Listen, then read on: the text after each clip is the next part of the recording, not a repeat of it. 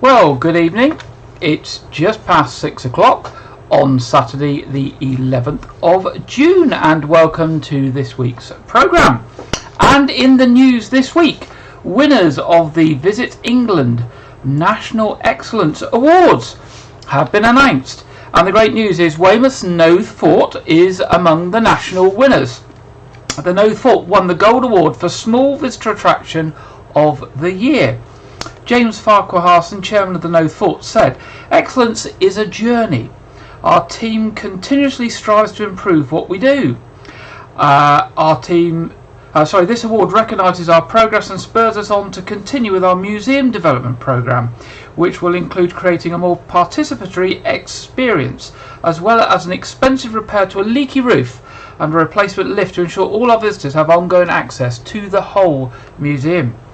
I'm sure, like me, you have seen the incredible journey the Knowth has been through to bring it from a disused building to the #1 visitor attraction in our area, and also a great event venue as well. So well done to the whole team at the Knowth Fort, and especially to all those incredible volunteers that spend so many hours there showing people around, doing the maintenance, etc. Well done to you all. It is truly well deserved. Now, Dorset Council have told us that carers in Dorset can sign up for a discount card for benefits at cafes, days out, and for everyday services to help those looking after a family member or friend, or somebody who would not manage without them. So it's open to all sorts of people. National Carers Week, which ends tomorrow, highlights the role carers play in the community and the ways to access support once they have been identified as a carer. A carer is anyone who looks after a family member or friend who has a disability, mental or physical illness, addiction, or who needs extra help as they grow older. Carers Week is an annual campaign to raise awareness of caring, highlighting the challenges unpaid carers face and recognising the contribution they make to families and their communities. It also helps people who don't think of themselves as having caring responsibilities to identify as carers and access much needed support. Now, a couple of key contacts for you. There is a carers helpline, and there's a phone number 01305 22 1016, and if you'd like to apply for the carers card, the website is mycarerscard.co.uk. That's mycarerscard.co.uk. And I looked at the list earlier, and there are tens and tens and tens of places to visit, and companies that will offer you discounts of 10 or 20% with the carers card. So if you're a carer, it's well worth applying for one of those cards. And if you need any support, the number is 01305 22 1016. Now, staying with the theme of carers, Dorset and Wiltshire Fire and Rescue Services reminding everyone in a caring role of the help that is available from the fire service for keeping homes safe from fire. Whether you are a formal carer or someone who just keeps an eye on an elderly neighbour or family member, the service offers a range of advice and support. Safe and Well manager Vicky Thomas said Safe and Well is a completely free service which helps to keep our community safe in their homes. We start with a phone call to the householder or their representative to identify whether any specific equipment can be of help. An advisor will then arrange a home visit at a convenient time to identify any fire risks and install things like smoke alarms and carbon monoxide detectors. The Safe and Well discussion covers topics such as using electricity safely, kitchen safety, making an escape plan, having a bedtime routine, and specific risks such as smoking in the home, use of emollient creams and restricted mobility. The service aims to specifically target people who meet at least one of the following criteria. So just listen to these and see if that would put you or somebody that you care for in this group. So somebody who lives alone, elderly 65 plus, those with care and support needs, those who smoke a lot and perhaps have inappropriate smoking, alcohol and medication use, reduced mobility, hoarding and or mental health issues. So if you've got any of those, you are deemed to be slightly higher risk of fire, and Dorset and Wilts Fire and Rescue Safe and Well service would like to come and offer you some support. So give them a call, 0800 038 2323, that's free of charge, or go to the Dorset and Wiltshire Fire and Rescue website at www.dwfire.org.uk/safe and well visits to make a request online. I'm sure if you just go to Dorset and Wilts Fire on Google and put safe and well in, it will take you right to that page, because Google is pretty good at that. But it's called the Safe and Well service, and it's from Dorset and Wilts Fire and Rescue. Phone number 0800 038 2323. Now turning to Dorset Police. Dorset police officers are investigating an alleged robbery in Weymouth, and they have made 5 arrests, but they still want some help. It was reported that between 9:50 p.m. and 10:05 p.m. on Saturday the 4th of June, a local man aged in his 40s was cycling on the Rodwell Trail behind the Weymouth Outdoor Education Centre when he was attacked by a group of teenagers. His baseball cap and black rucksack containing a bike clock were allegedly stolen. It was reported that one of the teenage boys had an axe and another one was in possession of a knife. During the incident, the victim sustained injuries to his head, arm and leg, and he was taken to hospital for treatment. An investigation was launched by detectives from Weymouth CID, and following extensive inquiries, a total of 5 arrests have been made in connection with the incident. 2 15-year-old boys from Weymouth, a 16-year-old boy from Weymouth, a 16-year-old Wimborne boy and an 18-year-old man from Poole were all arrested on suspicion of robbery. They have been released under investigation and inquiries continue. Detectives are continuing to appeal for any witnesses to that incident or anyone with further information to come forward, and we will give you the number and contact details in a minute. Staying with Dorset Police are investigating reports of assault in Weymouth and appealing for witnesses to come forward. At around 12:25 on Monday the 16th of May, a few weeks ago now, it was reported that a man was seen assaulting a woman who was sitting in a vehicle in the car park at Littlemore Shopping Centre. The woman drove off from the scene. The man and woman involved are believed to have been known to each other. Police Constable Gino Killingback of Weymouth Police said, "We have been carrying out a number of inquiries into this incident, and I am now appealing for anyone who saw what happened to please come forward and contact us." Now, if you've got any information on either of those incidents, the usual numbers for Dorset Police: 101 for non-urgent and to speak to somebody directly, or you can obviously contact them anonymously through the Crime Stoppers charity on 0800 555 111. That's 0800 555 111. Now, Dorset Council is flying the flag. It's flying the white ensign flag, actually, to be specific, at County Hall in Dorset to mark the 40th anniversary since the end of the Falklands War, and to remember all those who were involved and affected by the Falklands War conflict. The conflict began on the 2nd of April 1982 and saw countless acts of great courage, determination and resolve, along with heartbreaking scenes of tragedy and loss.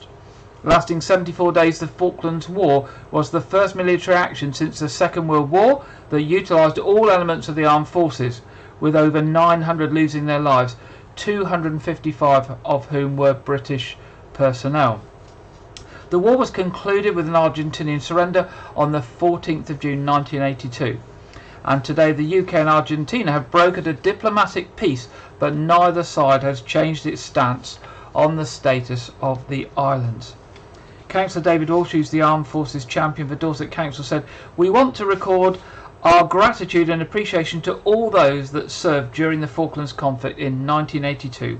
We know there are many veterans in the Falklands War who still struggle with physical and mental scars, and some who have faced huge challenges of hardship since the war ended. Now, the Knowth Gardens is one of Weymouth's most popular gardens.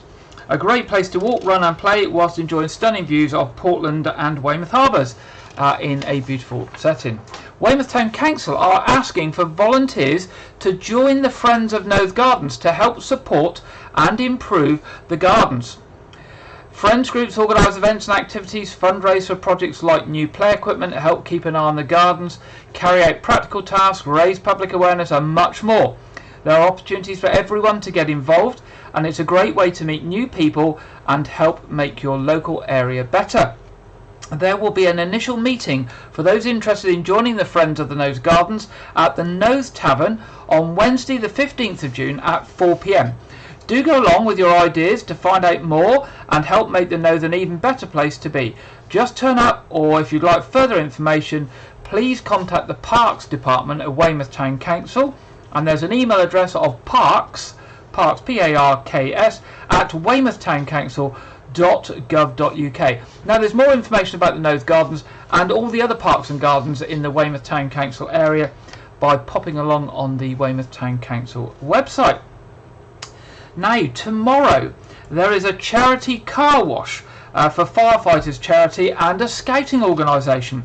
It will be held in Weymouth tomorrow, Sunday the 12th of June, in aid of the firefighters charity and the Brownsea Raptors, which is a body from Dorset Scouts. The event is being organised at the fire station on Radipole Lane between 10 a.m. and 3 p.m. and firefighters and the Scouts will be washing cars in return for donations. Watch manager Luke Howell said the charity provides everyone with within the fire and rescue service with a vital lifeline when things are tough, whether it's rehabilitation after an injury or someone else to turn to during mental health or financial challenges. We know that income has dropped significantly during the pandemic, so we're keen to raise as much as we can for this great cause. He also went on to say a number of local Scouts have been selected and tasked with raising funds to enable Scouts from poorer countries and themselves to attend the 25th World Scout Jamboree in South Korea next year. We're delighted to be supporting the young people in our community and their opportunity to attend an event with people from all over the world promoting peace and understanding with younger communities. Now, out of the funds raised tomorrow, 60% will go to the firefighters charity and the other 40% will be going to the Brownsea Raptors to help that World Jamboree project. So that's Radipole Lane Fire Station tomorrow. Do pop along, get your car washed there and help to great local charities. Now, Armed Forces Weekend is back this year in Weymouth, and it's just around the corner. This year's celebrations, supported by the Ministry of Defence, are taking place from Saturday the 18th to Monday the 20th of June. The event starts on the Saturday morning at 10 a.m. with an impressive military vehicle display on Weymouth Pavilion forecourt. Between 11 a.m. and 3 p.m. enjoy the free music and entertainment from the Decadettes, who will be undertaking a tribute to the forces with a sing-along and seated performance from the South Wales Police Band. At 3:30 p.m. the military vehicle convoy will then start their engines and parade along Weymouth seafront. On the seafront there will also be a variety of ex-service association stands and charity stalls. On the Sunday at 11 a.m. an open-air service at the Cenotaph on Weymouth seafront will commence with a fly past along the entire length of the seafront from a Spitfire and a Hurricane from the Battle of Britain Memorial Flight Team. The service will be followed by a parade of veterans and historic military vehicles along the esplanade. Band performances will take place in the afternoon together with a display of historic vehicles. The celebrations conclude on the Monday the 20th of June at 10:30 with an Armed Forces flag raising ceremony taking place outside the new Town Hall on Commercial Road. Now, to find out more about that, pop along to Weymouth Town Council's website and look for the Armed Forces Weekend page. Now, plans for an 83-bedroom hotel at the site of the former Colwell Shopping Centre in Weymouth have been unveiled just today. The proposals will see the old Colwell Shopping Centre in School Street, Weymouth demolished and a new hotel erected along with ground floor restaurant and a retail unit. A public consultation has been held today at the Colwell Centre, run by Darryl Howell's planning consultancy, who are on hand to answer questions from the public. Since the site opened in the 1980s, it has had a checkered history. Previous plans to convert it into flats in 2015 and periods of being completely empty and unused. The new proposals for the site are conceptual at the moment, but there is a potential of bringing a number of jobs to the town if the plans progress and the hotel is built. The planning consultants are encouraging the public to review the proposals and offer opinions that can then be presented to Dorset Council once the application is finalised. There will also be the opportunity to provide written feedback on the proposals. Well, I'm sure that'll be a very welcome move at anything happening to that area. It's been empty for some time, so do look out and have your chance to comment on those proposals. Now, talking of proposals, there are now proposals that could see... Oh, that's the wrong... We don't want that graphic yet. I've got the wrong graphic there. Oh dear, never mind. Proposals could see a new ferry service to the Channel Islands returning to Weymouth. And they have been revealed this week. Dorset Council, however, insists some fundamental considerations still need to be answered before a final decision can be made. Plans have been seen by Weymouth Town Council and Dorset Council that could see services resume for the first time since 2015. The plans were discussed by Weymouth Town Council on June the 1st after 2 years of discussions, initially with the State of Guernsey and more latterly with a major ferry company. Plans have been formally submitted but not released publicly, and Weymouth Town Council is working with Dorset Council over the plans. Ian Girling, who's the Chief Executive of Dorset Chamber of Commerce, said the proposed return of cross-channel services could provide revitalisation of the Weymouth Harbour. He also said the return of the Channel Island service would be a great boost for the local economy. Hospitality, leisure and tourism could be among the sectors to benefit. The new developments are encouraging, although I appreciate it is still early days. Now, a trial service could start this year, with the first crossing taking place in the autumn, and if successful could result in 1 or 2 sailings a week during the summer months. Now, the cross-channel service previously ran from Weymouth only until 2015, of course, when Condor Ferries moved services to Poole. And finally, got the right picture up this time, a new pirate adventure is coming to Weymouth this summer. Made to Measure Productions is bringing a new show to Weymouth this year at the Lodmore Palladium. This state-of-the-art pop-up theatre will showcase a range of entertainment over 9 days in August 2022. Set at Lodmore Country Park, this architectural structure will house the exciting brand new production of Pirates Ahoy. The crew of the Saucy Sally are set to take you on another swashbuckling adventure featuring scrumptious scenery, colourful costumes, toe-tapping tunes and belly laughter by the bucketful. Alongside this, Lodmore Palladium will also host a diverse programme of evening entertainment, including drag performers, cinema experiences and the ever-popular Pirates Ahoy grown-ups only performances. This will all be led by Lee Redwood from Made to Measure, who has for many years provided the Christmas pantomime and Pirates of the Pavilion summer shows at the Pavilion. This all happened after the Pavilion have now found a new provider for the pantomime. Lodmore Palladium will be open from Saturday the 13th of August until Sunday the 21st of August, with daily Pirates Ahoy performances and varying evening performances. A full programme of events is expected to be announced at the end of June, and we will bring that to you when we get it. And that's the end of our headlines this week. Now, our first longer piece this week is from Janet Hall, and she is focusing on the Magna Carta. Now, the Magna Carta was signed or written or whatever on June the 15th, 1215, so it's celebrating its anniversary this week. So let's hear from Janet all about the Magna Carta and its anniversary this week.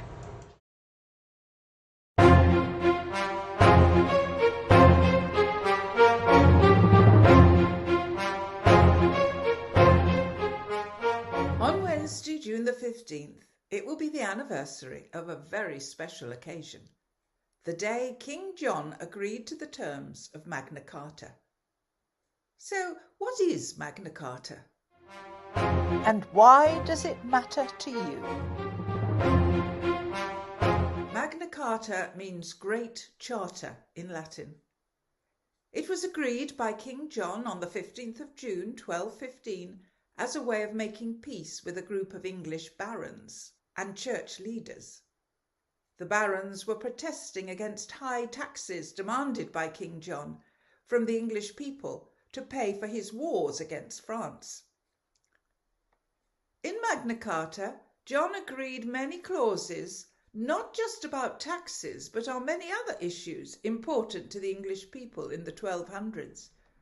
These included the rights of widows, the seizing of corn and horses, and the standardization of measures for wine and cloth.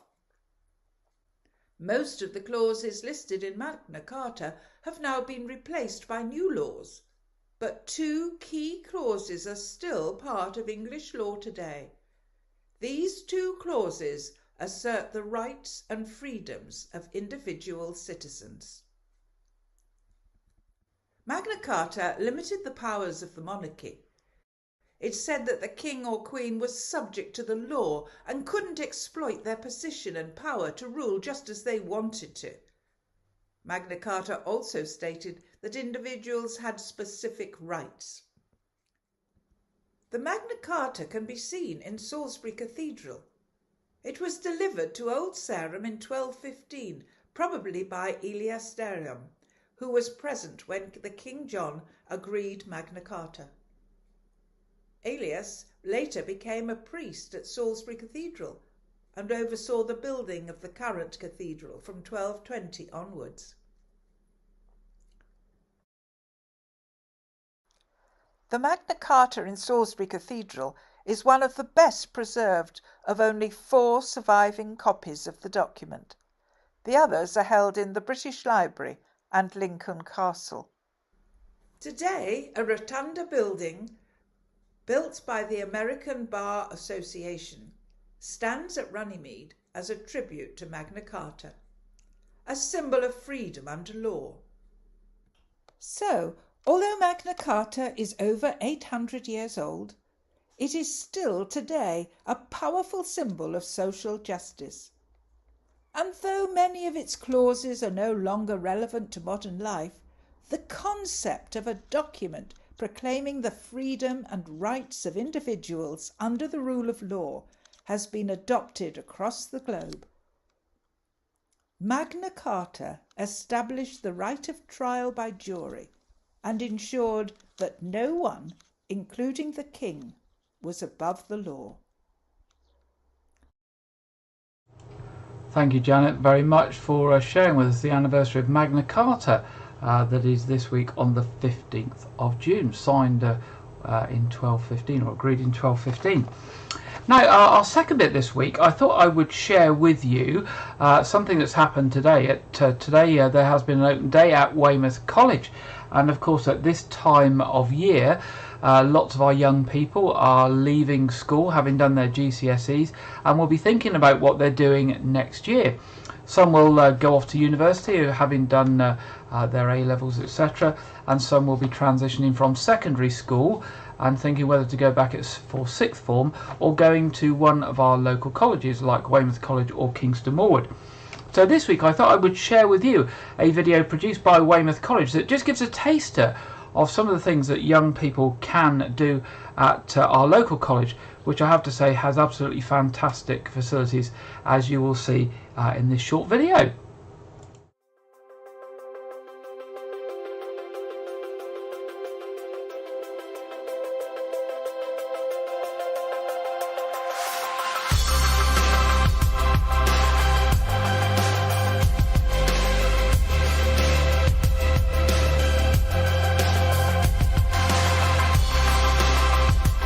My name's Ryan, I'm one of the lecturers in motor vehicle at Weymouth College, and this is our motor vehicle workshop. And it is a very practical trade, so hands-on experience is key. You will get a wide range of experience in the workshop. It's not just all new cars, we do have cars where there are seized bolts and things like that, so the challenge is there. Once you've done your course, you do have the relevant qualifications in order to go out and gain employment.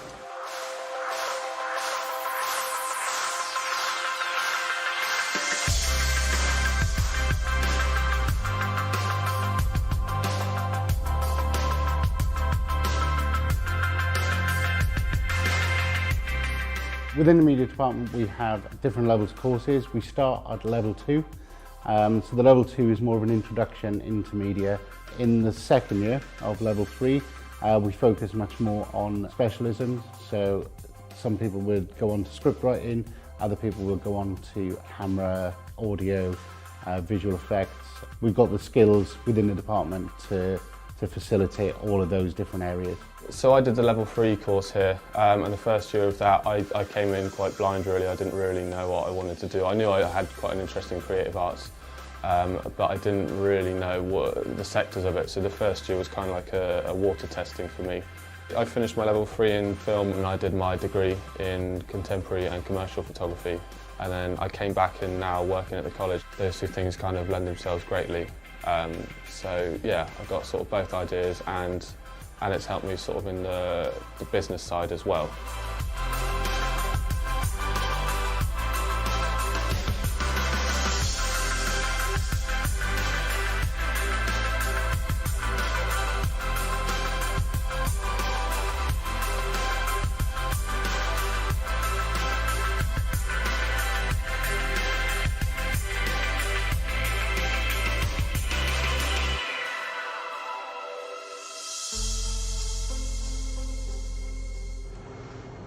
There we are, that's Weymouth College. So they've had the first of their open days today. I'm sure there will be others before the start of the new academic year. But do pop along to their website and have a look at what they have to offer, or give the college a ring and get some information if you are thinking about what to do next year.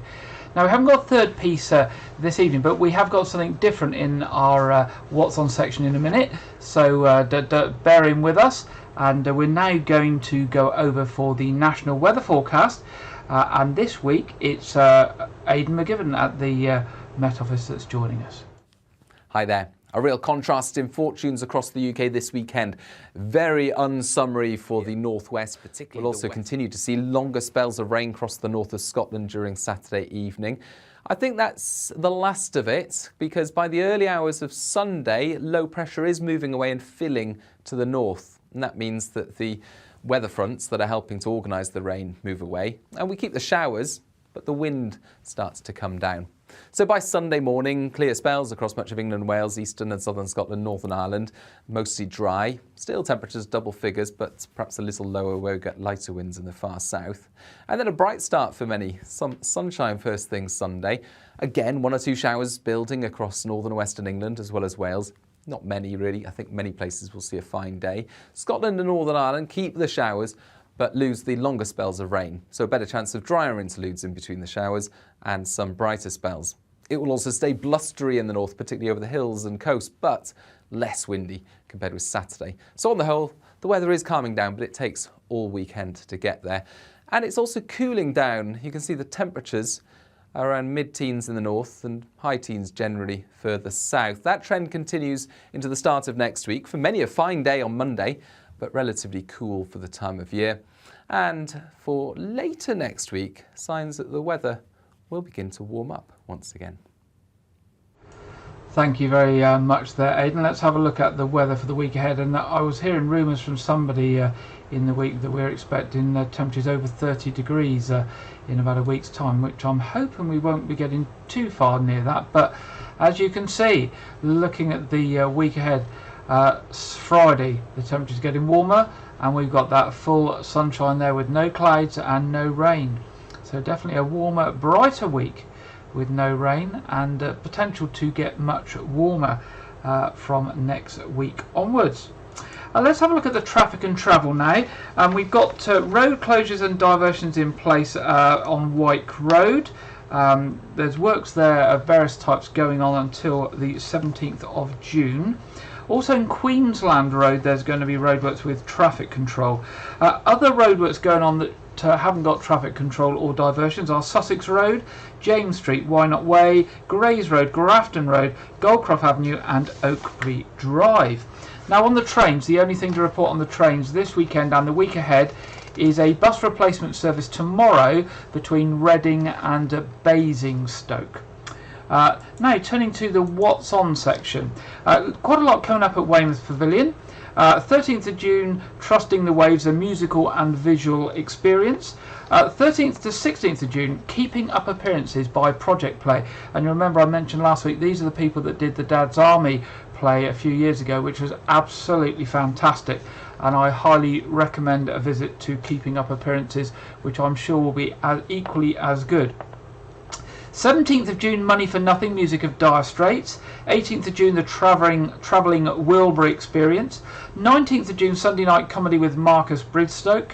24th of June, Right Back, the Everly Brothers story. And then 27th to 28th of June is Sea Shanties and Nautical Nuggets. Now this is a series of events and concerts, and it's going to be starring pupils from lots of different local schools. So if you're a parent, the chances are that your son or daughter may be involved in this production at some stage, and you may well get invites to it, so watch out for that. 29th of June is the Buddy Holly and the Cricketers. Yeah, it's not the crickets, it's the Cricketers. Buddy Holly and the Cricketers. And now the box office is on 01305 783 225, and of course online at weymouthpavilion.com. Turning to the Nothe Fort, 2nd of June to the 15th of July, Royal Memorabilia Exhibition, that's still underway. 17th of June, Alice's Adventures in Wonderland, which is a theatrical production similar to what they've had there before. 1st of July, the Wessex Musical Theatre are doing a Songs from Stage and Screen show. And the 23rd of July is the Victorian Weekend. Now, turning to Royal Manor Theatre now. July the 9th and July the 10th, they're doing their pantomime Not Quite Aladdin.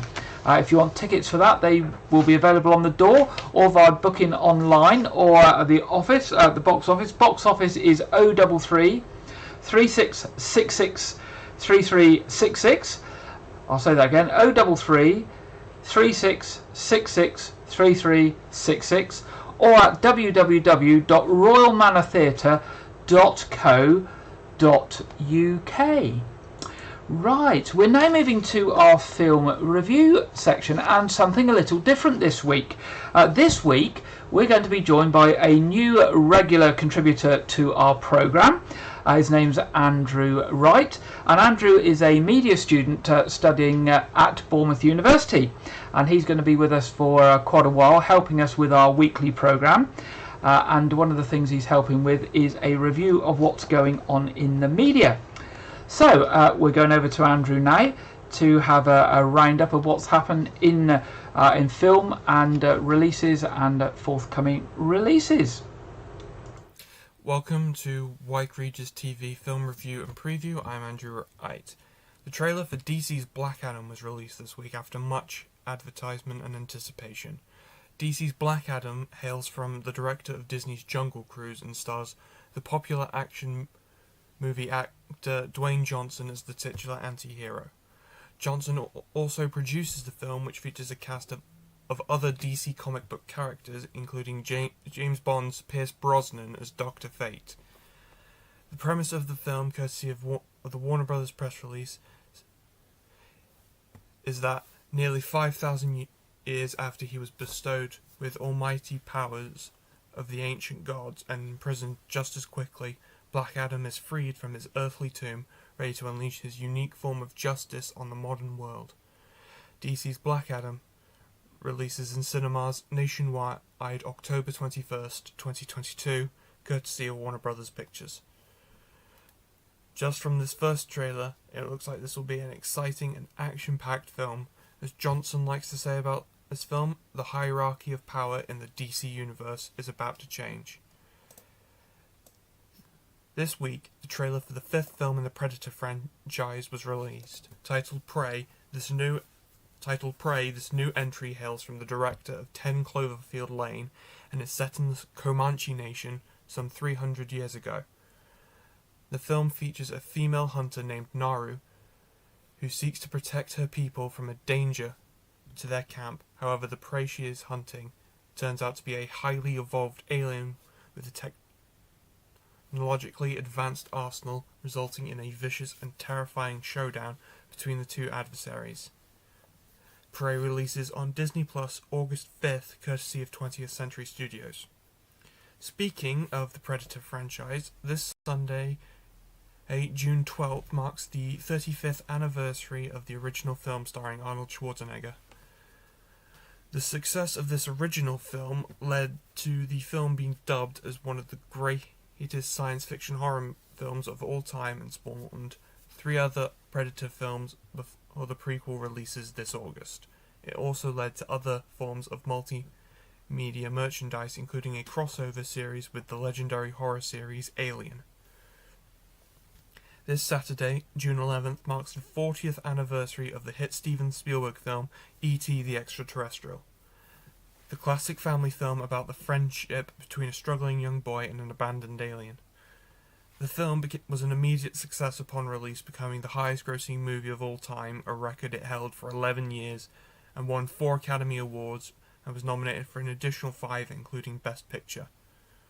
This weekend's big cinema release is Jurassic World Dominion, the conclusion of the Jurassic World trilogy and the Jurassic Park series as a whole.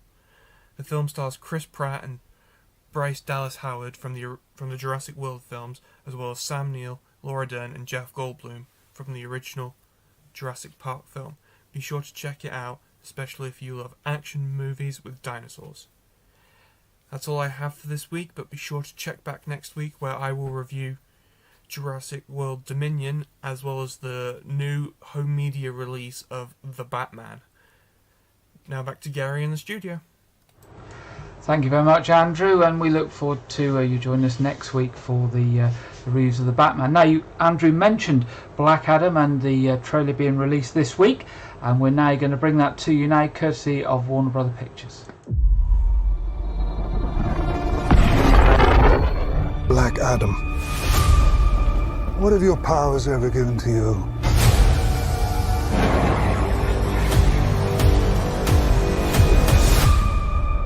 Nothing but heartache. I was a slave until I died. Then I was reborn a god. My son sacrificed his life to save me.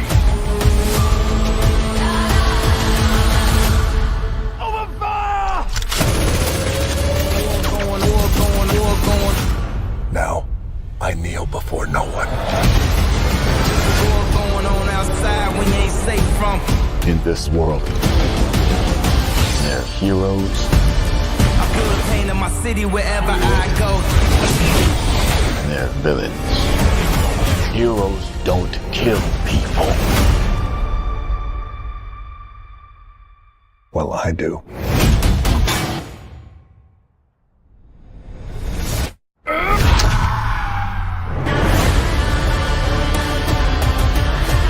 My vision has shown me The future. you have 2 choices. You can be the destroyer of this world, or you can be its savior.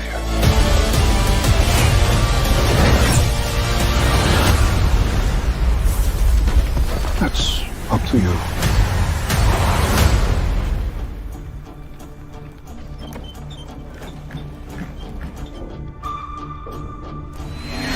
Behind you! Did he just catch a rocket? He got a rocket.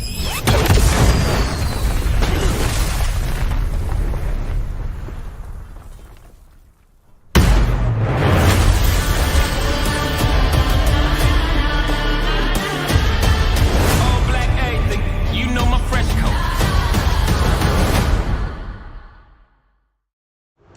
Well, there we go. As Andrew said, looks like it's going to be an action-packed film. Don't go too much on the October 21 date on the end, of course. All these things have slipped significantly. So that brings us just about to the end of this week's programme. Myself, Janet and Andrew will be back next week for next week's programme.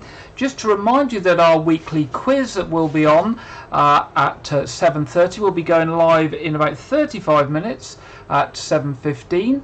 But the quiz goes live at 7:30, and be very welcome to join us on that. And also to say the regular church services are happening in Wyke tomorrow at 8 o'clock at All Saints Church, 9:30 at All Saints Church, and 11 o'clock at St Edmunds. And finally, to say a massive thank you to all those people that came and joined the Jubilee celebrations in Wyke Regis on Thursday the 2nd of June. An absolute fantastic day, band in the evening with a bar and burgers and hot dogs, and events happening all through the day, and Teddy Zitwar. It was a super day, supported by lots and lots of people locally in Wyke Regis, and I hope everybody that came enjoyed themselves. We certainly, those of us involved in putting it on, certainly enjoyed it. So don't forget, if you've got any news for us, any events happening soon, or anything you want to share with us, do drop us a line, either for my attention or for Janet or Andrew's attention. If you email me at news@WykeRegisTV, we'll make sure that Janet or Andrew gets anything that you send in. And we look forward to being with you again next Saturday at 6 o'clock. Enjoy the rest of your weekend and the week ahead, and we'll be back with you next week. Good night.